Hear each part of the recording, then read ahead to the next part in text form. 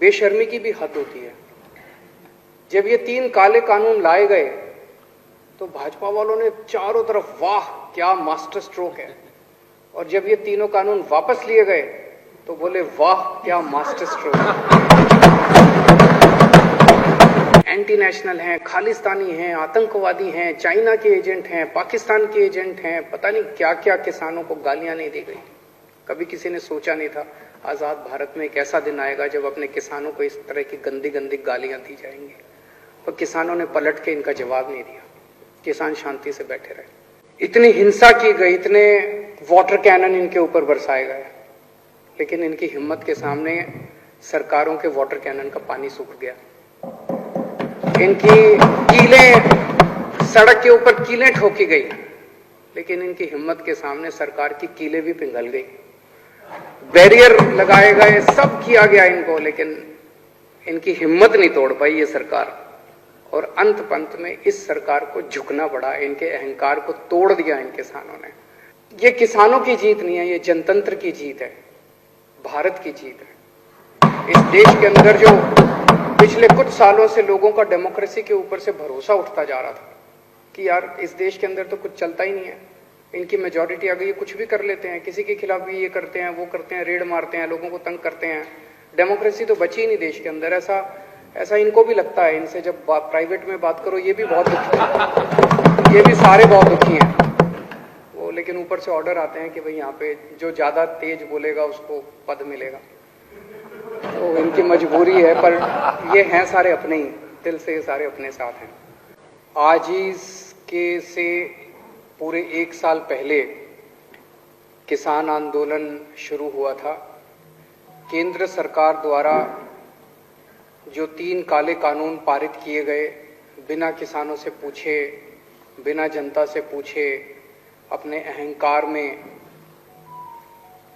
लोकसभा और राज्यसभा के अंदर जो इनका बहुमत है, लोकसभा में बहुमत है, राज्यसभा में भी काफी सीट है, उसका जो इनका अहंकार है कि हम तो कुछ भी पास करा लेंगे, उस अहंकार के रहते जो इन्होंने ये काले कानून पास किए,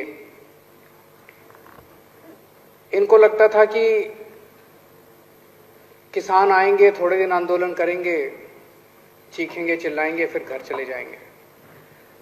पिछले साल 26 नवंबर को यह आंदोलन दिल्ली और दिल्ली के बॉर्डर पे शुरू हुआ। आज पूरा 1 साल हो गया और उनका आंदोलन सफल रहा। सबसे पहले मैं देश के किसानों को तहे दिल से बहुत बहुत बधाई देना चाहता हूं। इस आंदोलन में सब लोग शामिल हुए, कोई प्रत्यक्ष रूप से, कोई अपने अपने घर से दुआएं भेज रहे थे। जो भी इस देश का भला चाहते हैं, सबने इस आंदोलन का समर्थन किया। महिलाओं ने, व्यापारियों ने, स्टूडेंट्स ने, पत्रकारों ने, बुजुर्गों ने, यूथ ने, बच्चों ने, इस धर्म के लोगों ने, उस धर्म के लोगों ने, इस जात के लोगों ने, उस जात के लोगों ने, सब लोगों ने इसका समर्थन किया। सबने दुआएं दी इसकी सफलता के लिए। सभी देशवासियों को मैं बधाई देना चाहता हूं। खासकर मैं पंजाब के किसानों को बधाई देना चाहता हूं, क्योंकि उन लोगों ने इस पूरे आंदोलन की अगुवाई की, उन्होंने इस पूरे आंदोलन की लीडरशिप की। जिस तरह से बहुत बड़े स्तर के ऊपर ट्रैक्टर ट्रॉली पंजाब से आए, यहाँ पे आके बैठ गए। पंजाब की उन महिलाओं को मैं बधाई देना चाहता हूं जो कंधे से कंधा मिला के यहाँ पे कई दिनों तक इस आंदोलन में बॉर्डर के ऊपर उनके साथ बैठी हुई थी। सर्दी में, गर्मी में कितनी बाधाएं आई इनको, कितनी इन्होंने तकलीफें सही। मतलब मेरे को याद है पिछली बार हम, अभी तो उतनी सर्दी नहीं पड़ी, लेकिन पिछली साल जब कड़ाके की सर्दी पड़ रही थी, हम सोचा करते थे कि हम अपने घर में इतने बड़े सारे हीटर लगा के बैठे हैं और इतनी रजाई के अंदर बैठे हैं, ये किसान बॉर्डर के ऊपर पता नहीं कैसे बैठे होंगे, कैसे सो रहे होंगे खुले आसमान के नीचे। फिर गर्मी आई, डेंगू आया, कोरोना आया, सारी बाधाओं को दूर वो करते हुए अंत पंत में किसानों की जीत हुई। तीनों कानूनों को वापस लिया गया। मैं समझता हूं कि शायद ये इंसान के इतिहास में, दुनिया के इतिहास में सबसे लंबा आंदोलन था। मैं और कोई ऐसा आंदोलन नहीं जानता। भारत में 1907 में एक आंदोलन हुआ था, वो भी किसानों का आंदोलन था, पंजाब के किसानों का आंदोलन था, और वो अंग्रेजों के खिलाफ हुआ था। वो 9 महीने चला था, 1907 में हुआ था। उसके बाद अब किसानों को आंदोलन करना पड़ा अपनी सरकार के, चुनी हुई सरकार के खिलाफ। ये 12 महीने चला। दुनिया का सबसे लंबा आंदोलन, सबसे अहिंसात्मक आंदोलन, संयमित आंदोलन। सत्ता पक्ष ने इनको भड़काने में कोई कसर नहीं छोड़ी, षड्यंत्र करने में कोई कसर नहीं छोड़ी, गालियां देने में कोई कसर नहीं छोड़ी। उनको कुचला गया। लखीमपुर का जो इंसिडेंट है बहुत ही दर्दनाक इंसिडेंट है कि सरेआम सड़क के ऊपर इतने लोगों के सामने, हजारों लोगों के सामने किसानों को गाड़ी से कुचल दिया गया। और इतनी हिम्मत हो गई, अगर सुप्रीम कोर्ट इंटरवीन नहीं करता तो ये उसको गिरफ्तार भी नहीं करते जिसने कुचला था। ये तो सुप्रीम कोर्ट की वजह से इन्हें गिरफ्तार करना पड़ा। लेकिन किसान बेचारा शांत रहा, वो केवल अपने अर्जुन की आंख की तरह अपने आंदोलन पे केंद्रित रहा। 700 किसान शहीद हो गए, 700 किसान अपने ही देश में, अपनी हुई चुनी हुई सरकार के खिलाफ लड़ते लड़ते 700 किसान शहीद हो गए। उन सभी किसानों को मैं नमन करता हूं। लेकिन एक खुशी की बात यह है कि उनकी आत्मा को अब शांति मिल रही होगी, क्योंकि उन्होंने जिस चीज के लिए शहादत दी वो अंत में लक्ष्य पूरा हुआ और किसानों की जीत हुई। कितनी गालियां दी गई इन लोगों को, एंटी नेशनल हैं। अपने देश के किसान एंटी नेशनल हैं। अगर अपने देश के किसान एंटी नेशनल है तो ये सारे जो बैठे हुए हैं उधर, वो क्या है फिर? जो गालियां दे रहे थे वो क्या है फिर? वो नेशनल है? एंटी नेशनल हैं, खालिस्तानी हैं, आतंकवादी हैं, चाइना के एजेंट हैं, पाकिस्तान के एजेंट हैं। पता नहीं क्या क्या किसानों को गालियां नहीं दी गई। कभी किसी ने सोचा नहीं था आजाद भारत में एक ऐसा दिन आएगा जब अपने किसानों को इस तरह की गंदी गंदी गालियां दी जाएंगी। पर किसानों ने पलट के इनका जवाब नहीं दिया। किसान शांति से बैठे रहे। इतनी हिंसा की गई, इतने वाटर कैनन इनके ऊपर बरसाए गए, लेकिन इनकी हिम्मत के सामने सरकारों के वाटर कैनन का पानी सूख गया। इनकी कीलें, सड़क के ऊपर कीलें ठोकी गई, लेकिन इनकी हिम्मत के सामने सरकार की कीलें भी पिघल गई।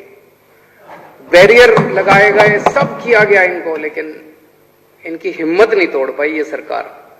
और अंत पंत में इस सरकार को झुकना पड़ा। इनके अहंकार को तोड़ दिया इन किसानों ने। जिस तरह से आजादी की लड़ाई लड़ी गई थी, ये किसी आजादी की लड़ाई से कम नहीं था। सबसे बड़ी बात यह हुई कि ये किसानों की जीत नहीं है, ये जनतंत्र की जीत है, भारत की जीत है। इस देश के अंदर जो पिछले कुछ सालों से लोगों का डेमोक्रेसी के ऊपर से भरोसा उठता जा रहा था कि यार इस देश के अंदर तो कुछ चलता ही नहीं है, इनकी मेजॉरिटी आ गई, ये कुछ भी कर लेते हैं, किसी के खिलाफ भी ये करते हैं, वो करते हैं, रेड मारते हैं, लोगों को तंग करते हैं, डेमोक्रेसी तो बची ही नहीं देश के अंदर। ऐसा इनको भी लगता है। इनसे जब प्राइवेट में बात करो ये भी बहुत दुखी है, ये भी सारे बहुत दुखी हैं वो। लेकिन ऊपर से ऑर्डर आते हैं कि भाई यहाँ पे जो ज्यादा तेज बोलेगा उसको पद मिलेगा। तो इनकी मजबूरी है, पर ये हैं सारे अपने ही, दिल से ये सारे अपने साथ हैं। सो जनतंत्र की जीत हुई है, जनतंत्र में लोगों का भरोसा बढ़ा है बहुत ज्यादा। ये एक तरह से हवन था। उस हवन में हम सब लोगों ने भी अपनी तरफ से एक चम्मच घी का डाला। जब हमारे को फाइल आई हमारे पास कि किसान आ रहे हैं, पंजाब से चल पड़े हैं, बॉर्डर पे पहुंचने वाले हैं, उन किसानों के लिए स्टेडियम्स को जेल बनाया जाएगा, तो मेरे को अपने अन्ना आंदोलन के दिन याद आ गया। उस टाइम हमें भी जेलों में रखा गया था, इन्हीं स्टेडियम्स के अंदर हम भी रहे हैं, हमने भी रातें काटी हैं इन्हीं स्टेडियम्स के अंदर। तो मैं समझ गया कि ये स्टेडियम के अंदर इनको पटक देंगे सबको, किसानों को, और आंदोलन खत्म। फिर तुम स्टेडियम में बैठे रहो, जितने भी दिन बैठना है तुम करते रहो। तो हमने मंजूरी नहीं दी। बहुत नाराज हुई केंद्र सरकार, बहुत नाराज हुई। वैसे ही बहुत तंग करते हैं, मैंने सोचा और थोड़ा तंग कर लेंगे, क्या फर्क पड़ता है। तो बहुत नाराज हुए। बॉर्डर के ऊपर जितनी जरूरत पड़ी, जब जब जरूरत पड़ी, पानी की, खाने की, टॉयलेट्स की, हमने पूरी मदद की किसानों की। तो हमने अपनी तरफ से जो भी हो सकता था पूरा किसानों की मदद की। एक चीज मैं देख रहा हूं, मतलब बेशर्मी की भी हद होती है। जब ये 3 काले कानून लाए गए तो भाजपा वालों ने चारों तरफ वाह क्या मास्टर स्ट्रोक है, और जब ये तीनों कानून वापस लिए गए तो बोले वाह क्या मास्टर स्ट्रोक है। मतलब मैं यही कह सकता हूं, मुझे बहुत दया आती है आप लोगों के ऊपर।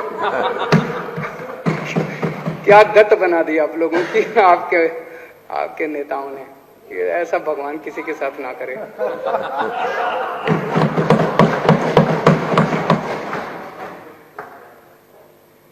किसानों की जो मांगे हैं, अभी जो पेंडिंग मांगे हैं, हम उनका पूरा समर्थन करते हैं। टेनी साहब को तुरंत केंद्रीय मंत्रिमंडल से बर्खास्त किया जाना चाहिए। मुझे नहीं पता कि केंद्र सरकार की क्या मजबूरी है, कुछ तो मजबूरी होगी जो उस एक आदमी का बोझ लेके केंद्र सरकार अपने कंधे पे ढो रही है।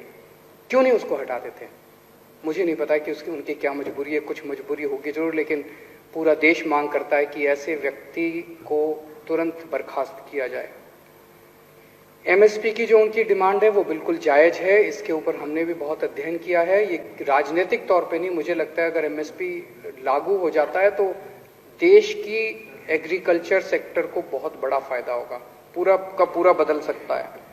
जितने केसेस, झूठे केसेस इन लोगों के ऊपर लगाए गए हैं वो सारे वापस लिए जाएं, और जो 700 किसान शहीद हो गए उनके परिवारों को उचित मुआवजा दिया जाए। किसान जब तक वहां बैठे हैं, किसान तय करेंगे वो कब उठना चाहते हैं। जब तक किसान वहां बैठे हैं, हम किसानों के साथ हैं, पूरी तरह से किसानों के साथ हैं, हर कदम पे उनके साथ हैं। और गोपाल राय जी द्वारा जो यहाँ पे प्रस्ताव पेश किया गया, मैं उसका पूरा समर्थन करता हूँ।